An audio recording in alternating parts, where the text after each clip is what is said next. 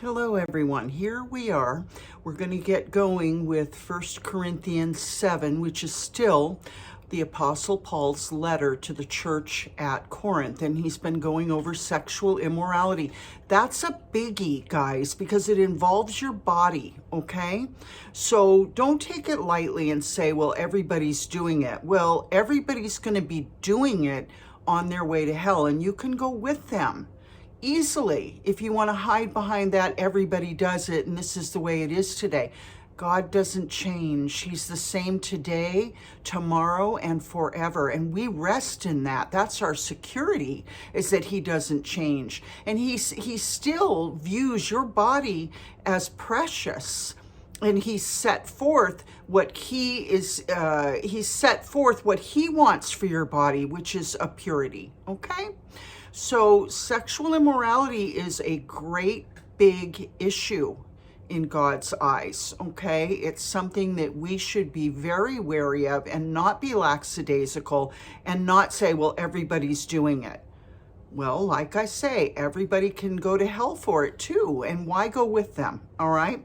So here we go, 1 Corinthians 7. Now, for the matters you wrote about, and interestingly, this is about married life, okay? It's good for a man not to have sexual relations with a woman.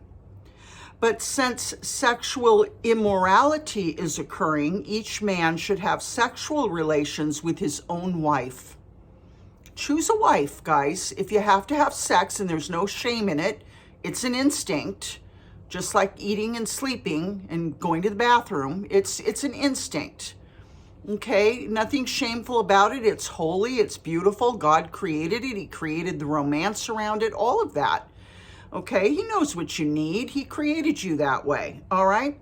But if that's your desire, then choose a wife.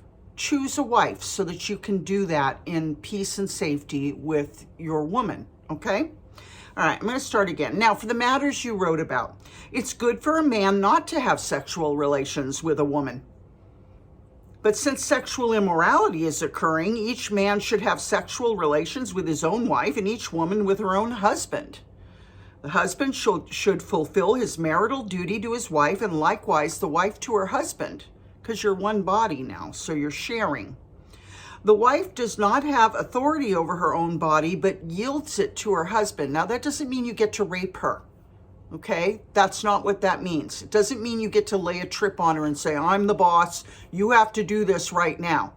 There's still that discussion, that give and take, that deciding how it will be between the two of you, okay? I'm not calling anyone a rapist, okay? I'm just saying at the extreme, you don't have that kind of permission, because at that point, if you're doing that kind of stuff, she has a right to disobey what's going on and to say, I'm out, okay? So we don't want that to happen. All right. The wife doesn't have authority over her own body, but yields it to her husband. In the same way, the husband doesn't have authority over his own body, but yields it to his wife. And this is just a picture. The word authority is a little, it's a little unnerving there, okay? But it just means that you're one flesh, okay? And that you're sharing a situation that you're both in together, okay? Don't deprive each other, except perhaps by mutual consent and for a time, so that you may devote yourselves to prayer. Then come together again so that Satan will not tempt you because of your lack of self-control. So if you're a person who really relies on sex, it's something that ministers to you, it's something you enjoy, I mean, we all enjoy it. But the point I'm making is, if that's your deal, then make sure that if you guys do have time apart, that you come back together again so that you're not tempted to look somewhere else while you and your wife are abstaining, okay? All right, so let's look at that again just so we can get it all in one piece. The husband should fulfill his marital duty to his wife, and likewise the wife to her husband. The wife doesn't have authority over her own body, but yields it to her husband. In the same way, the husband doesn't have authority over his own body, but yields it to his wife. Do not deprive each other, except perhaps by mutual consent and for a time, so that you may devote yourselves to prayer. Then come together again so that Satan will not tempt you because of your lack of self-control. I say this as a concession, not as a command. So the Apostle Paul is not defining your sex life for you. He's just giving you a frame, okay? You guys are going to figure that out between the two of you, the man and the woman. I wish that all of you were as I am, but each of you has your own gift from God. One has this gift, another has that. Now, we don't know that Paul was married, okay? I'm going to look really quick here. Let's just look here. Was Paul married? I've never heard that he was married. But let's look, because you never know. Peter was married. All right, I'm going to Got Questions, that site that I really like and appreciate by that pastor who gave up being a pastor of a church so he could do this ministry online. The Bible never says whether Paul was married or not. Some think that he was at one time based on what he said in 1 Corinthians 9:5. So we're going to get there. We're in 7 right now. Don't we have the right to take a believing wife along with us? This is quote, as do the other apostles and the Lord's brothers and Cephas, end quote. So other apostles were taking their wives along with them. If Paul was married at one time, his wife likely passed away, considering he never mentions her in any of his writings. Paul declared that he had the gift of celibacy in 1 Corinthians 7, 1 through 7, which we just read, where he says, I wish that all of you were as I am. But each of you has his own gift, your own gift from God. One this gift, another has that. Okay?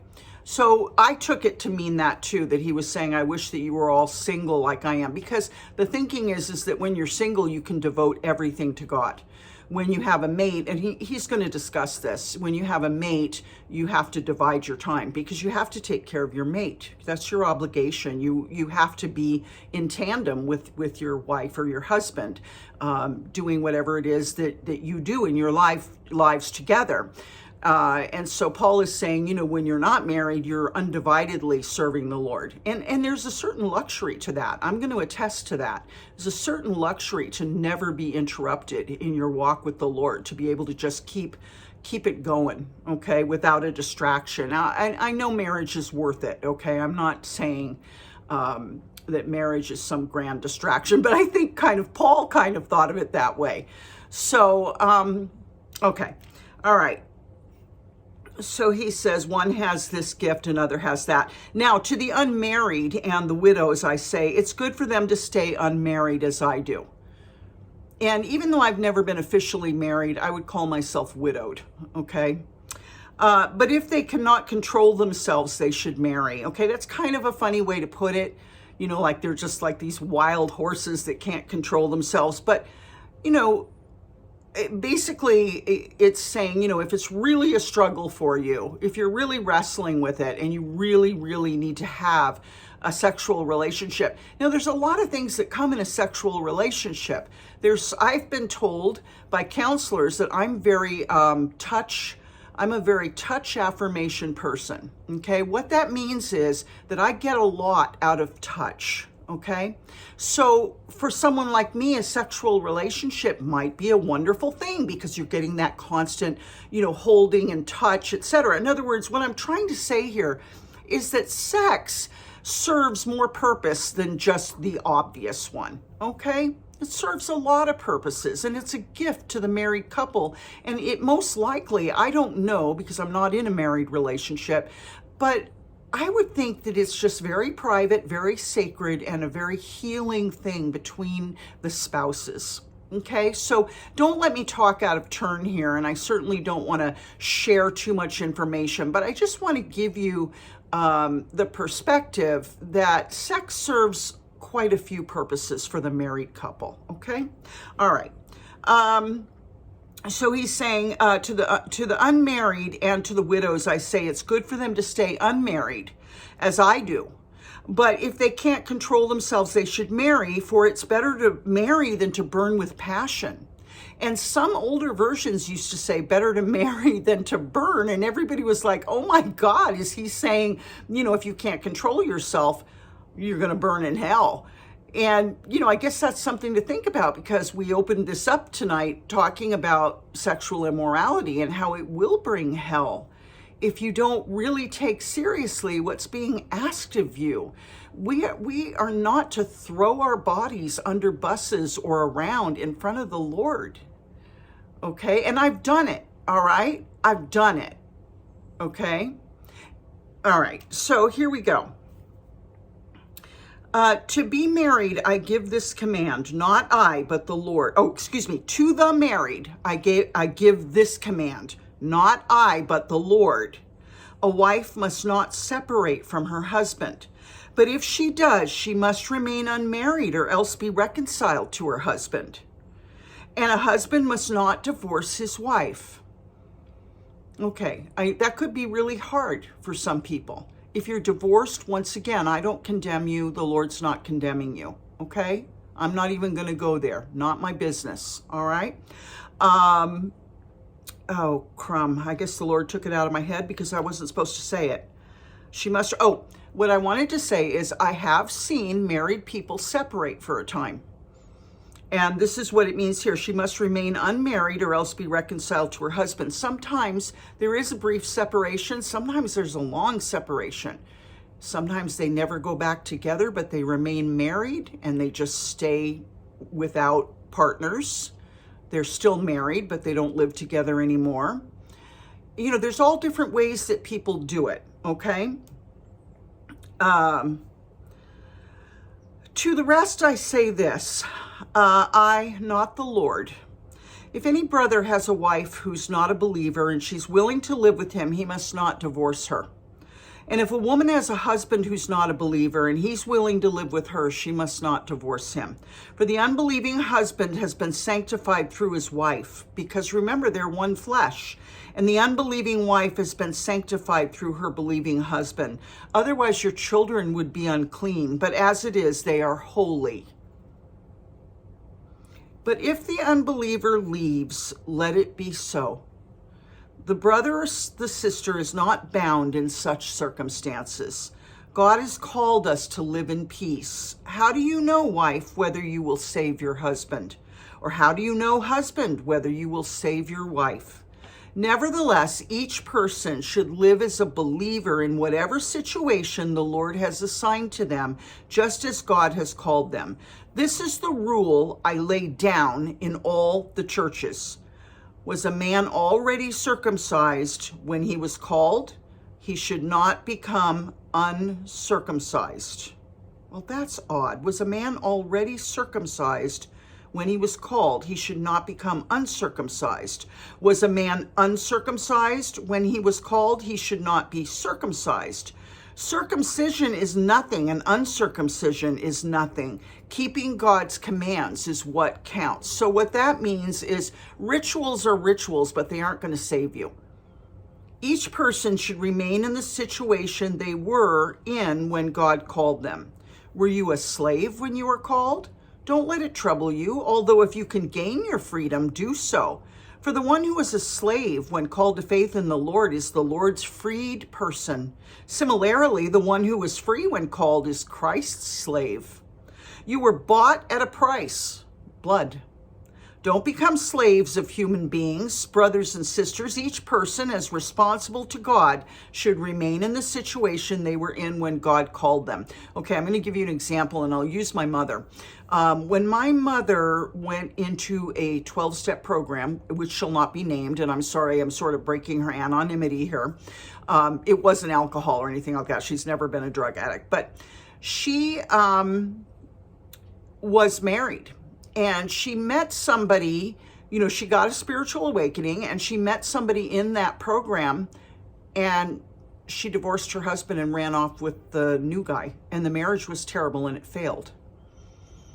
But this is sort of like what he's warning about. He's saying, look, just because you've had this spiritual awakening doesn't mean you trash whatever life you are in and say, I'm free now, see ya. Or, I've got a whole new life now, yippee-ki-yay. No, calm it on down and stay where you are. That's what he's saying. Like my mother probably shouldn't have told you it was my mother. Sorry. But, she probably should have stayed married to her husband. It would have been a more sure situation, because instead she divorced and she went to her third husband, and it was just a travesty. It was terrible. He ended up being a real crook. So I think this is kind of the warning, like, don't freak out just because you've been set free. Stay in your situation, okay? Don't make a big change. All right. Now, obviously, if your situation is abusive, that's another story. Okay. Now, so the last sentence says, brothers and sisters, each person as responsible to God should remain in the situation they were in when God called them. Now, about virgins, I have no command from the Lord, but I give a judgment as one who by the Lord's mercy is trustworthy. Because of the present crisis, meaning the sexual immorality that's happening, I think that it's good for a man to remain as he is. Are you pledged to a woman? Don't seek to be released. Are you free from such a commitment? Do not look for a wife. But if you do marry, you haven't sinned, and if a virgin marries, she hasn't sinned. But those who marry will face many troubles in this life, and I want to spare you this. That's interesting, huh? It's almost like the Apostle Paul's being a little codependent there.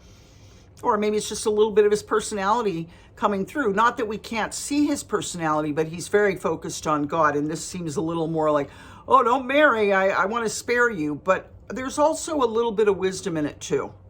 Because I know from having been in very long-term relationships, I know the kind of troubles that come when you're in them. Okay.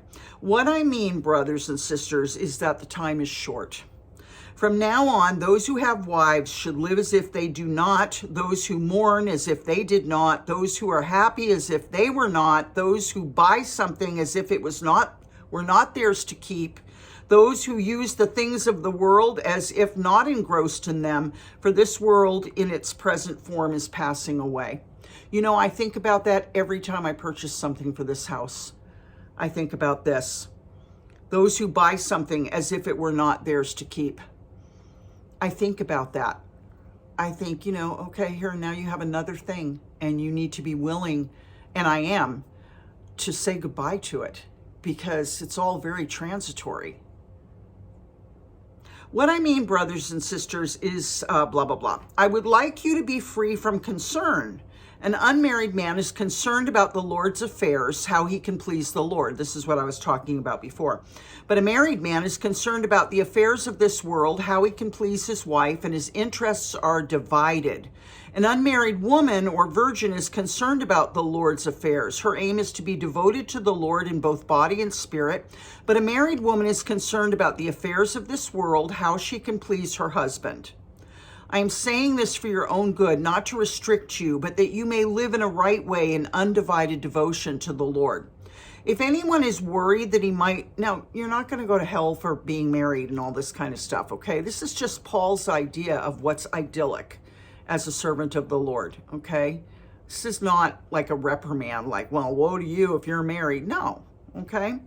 If anyone is worried that he might not be acting honorably towards the virgin he's engaged to, and if his passions are too strong and he feels he ought to marry, he should do as he wants. He's not sinning. They should get married. But the man who's settled the matter in his own mind, who's under no compulsion, but has control over his own will, and who's made up his mind not to marry the virgin, this man also does the right thing. So then he who marries the virgin does right, but he who doesn't marry her does better.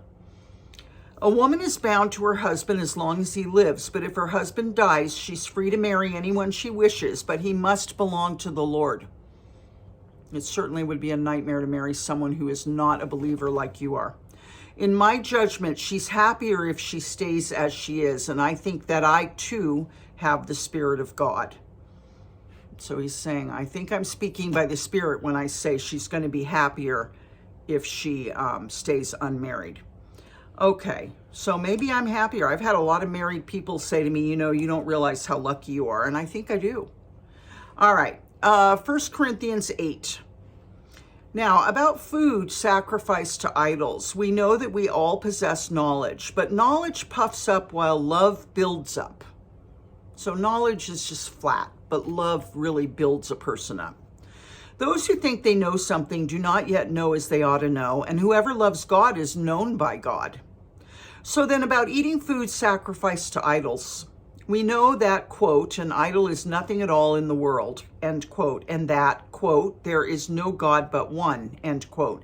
For even if there are so-called gods with a little g, whether in heaven or on earth, as indeed there are many gods and many lords, in quotes, small g, yet for us there's but one God, the Father, from whom all things came and for whom we live, and there's but one Lord, Jesus Christ, through whom all things came and through whom we live. But not everyone possesses this knowledge. Some people are still so accustomed to idols that when they eat sacrificial food, they think of it as having been sacrificed to a god, and since their conscience is weak, it's defiled. But food doesn't bring us near to God. We're no worse if we don't eat and no better if we do. So I think it says their conscience is weak. I think what that's saying is they're eating it with a guilty conscience. And so it's becomes defiled. Like we heard in the other chapters, like if you're not eating what you believe is good with full force gusto, then it's sin because you're doing it torn back and forth. You know, like, oh, should I really be eating this? Okay. Be careful, however, that the exercise of your rights doesn't become a stumbling block to the weak. And this is a reference to what we talked about with food a couple chapters back. For if someone with a weak conscience sees you with all your knowledge eating in an idol's temple, won't that person be emboldened to eat what is sacrificed to idols? Sure.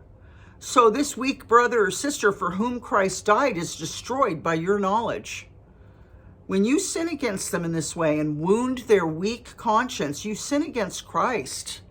Therefore, if what I eat causes my brother or sister to fall into sin, I'll never eat meat again, so that I'll not cause them to fall. All right.